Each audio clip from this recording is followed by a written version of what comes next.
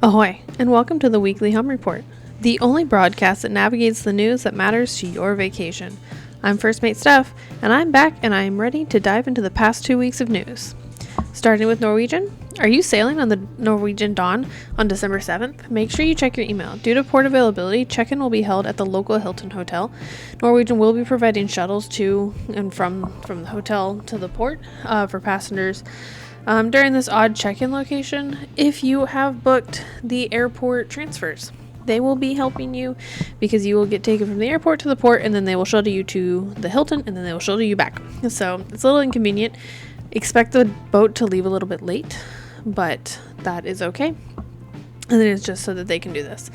And then the Norwegian Luna, which is their new boat that's coming out, is going to debut a couple of new shows, but the one that they're really headlining right now is their new Elton John tribute show. So their latest ship, the Aqua, has a Prince show on it, and so they're trying to kind of stick with that rock and roll theme.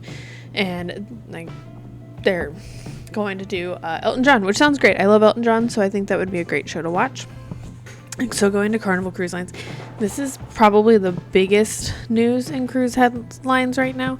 So previously on the last episode, we talked about there was a suspicious death on board a Carnival ship coming back to Miami.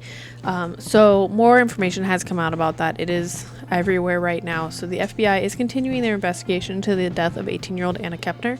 So she is a teenager actually from here in Titusville, Florida, which is in my county. So information recently released was that she was murdered with a bar hold, which is a choking method, and that her body was placed under a bed. Currently, her stepbrother is being investigated for her death. It is a crazy story.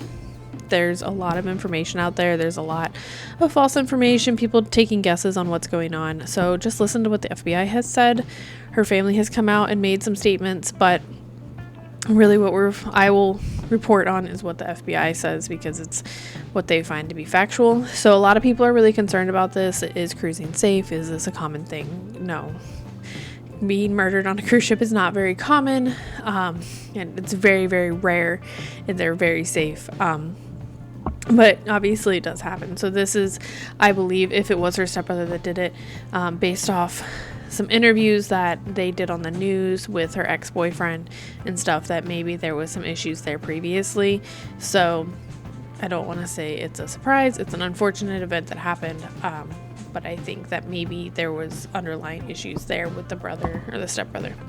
So continuing on, Carnival has quietly updated another portion of their drink package. So this is something interesting. They did not make any statement about it. They just kind of did it. So sailors must wait 10 minutes between ordering drinks instead of 5 now. So this is going to include your soft drinks as well. This is in theory because they haven't said anything to cut down on the sharing between people. So if I go and order a Sprite and then 5 minutes later I come and order a Coke, it's pretty obvious that I'm probably giving it to somebody. But so they have made that update to their drink packages. So, and while the Carnival Dream was docked in Cozumel, this was also a big news story that happened. A lifeboat snapped and fell into the water. So the incident did occur when the crew was performing an unmanned test on the lifeboats. The good part is that based off how they were docked, the lifeboat fell into the water. It did not fall onto the port or onto the gangway and everything. Front end broke off. So it's the pictures are crazy, but everybody was okay. Everybody was safe. There was nobody in it. It was unmanned, everything. So just shit happens. And then Carnival has pushed back their launch date of their new loyalty program, or at least the changes to the new loyalty program, from June 1st, 2026 to September 1st, 2026.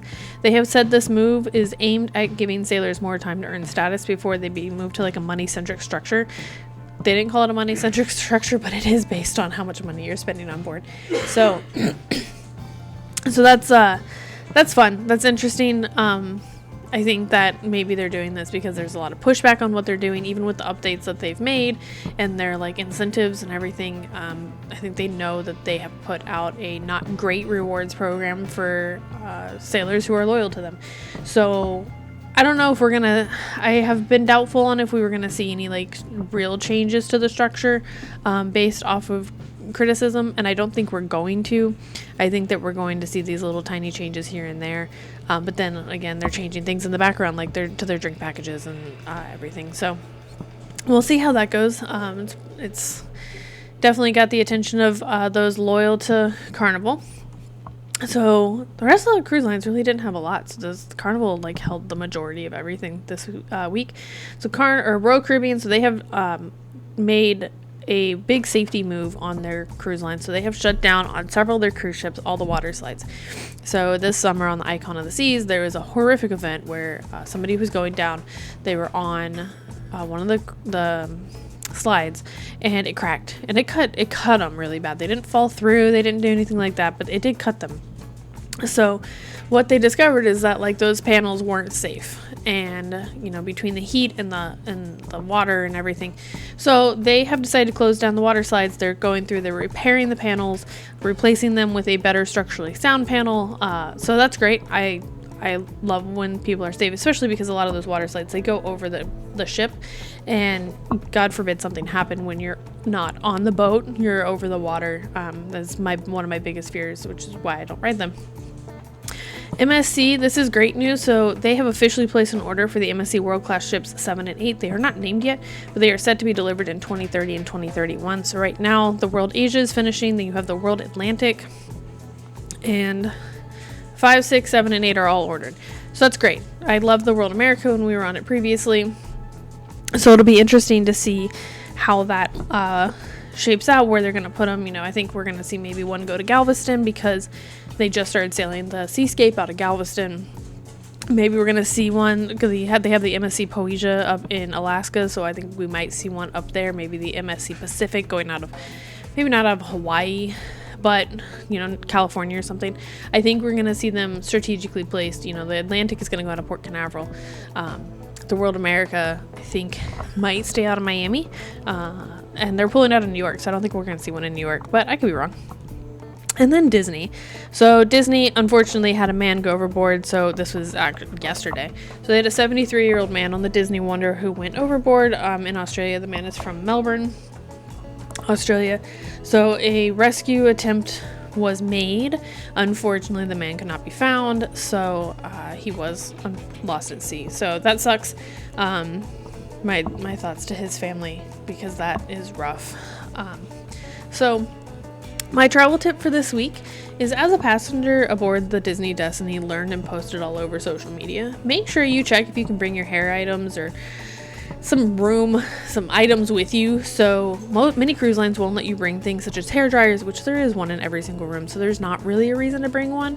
Hair straighteners are sometimes iffy, curling iron, stuff like that, because they can get left on, and when they get left on, you can start a fire, and a fire on a cruise ship is the worst thing that can possibly happen, generally speaking, for the boat or the ship.